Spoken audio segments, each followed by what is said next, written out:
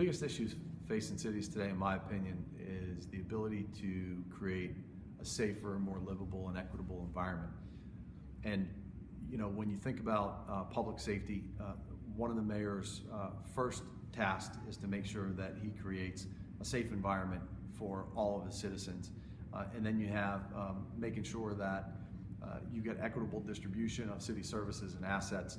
So those are two of the largest problems I think that cities face today.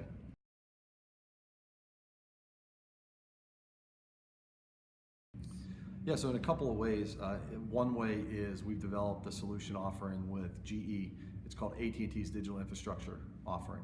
And that product that we've brought to market actually has multiple cameras in it, environmental sensors and audio sensors.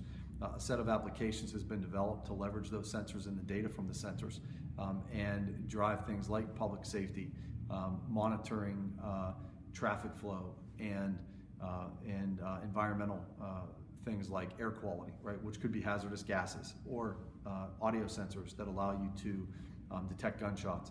So that's one way that we are attacking those problems with the city through our AT&T digital infrastructure solution, and then that set of applications is built on top of it. And then from a bridging the digital divide perspective, we take that very seriously, and we want to make sure that solutions like our digital infrastructure offering is deployed in every part of a city, whether that be the town center or whether that be a public housing complex, and then also associating with that either improved coverage with additional small cells or Wi-Fi services.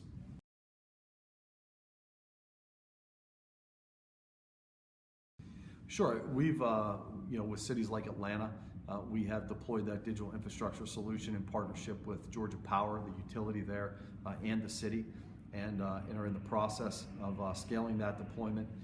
And we know that we're solving problems there. With Miami-Dade County, we've actually went into public housing complexes specifically and deployed intelligent LED lighting solutions, and then seeing that there's been a decrease in energy usage. Also, you've had a decrease in incidents. So again, you're using lighting to create safer, more efficient environments.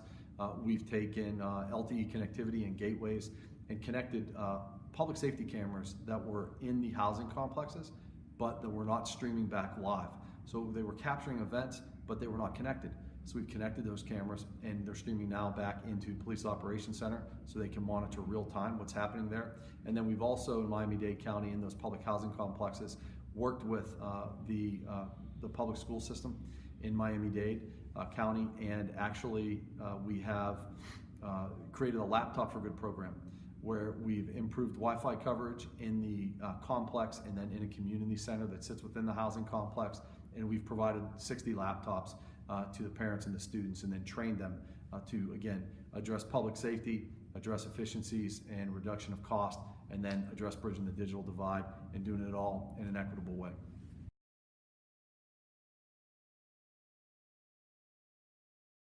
So the future of smart cities is, and again, I say this often, it's an evolution, not a revolution, right? And this is going to take time. It's a journey that we're on together. And if Smart Cities 1.0 was all about City Hall and cities procuring based on siloed procurement process and trying to solve one problem in a silo, and that was the last 10 years, we're starting to move into Smart Cities 2.0. Smart Cities 2.0, let's say, we're 2 years into it, and it's really about City Hall getting citizens and the developer ecosystem and the research universities engaged in helping develop a holistic strategy. And that'll last for, let's say, another 8 years, and then moving into 2025 and beyond is when you're going to get to Smart Cities 3.0. And that's really about autonomous and about drones and about 5G at scale. And that's all about going from being reactive to the city being proactive, because they've now got data and analytic capabilities that they can make those types of automated proactive decisioning based on.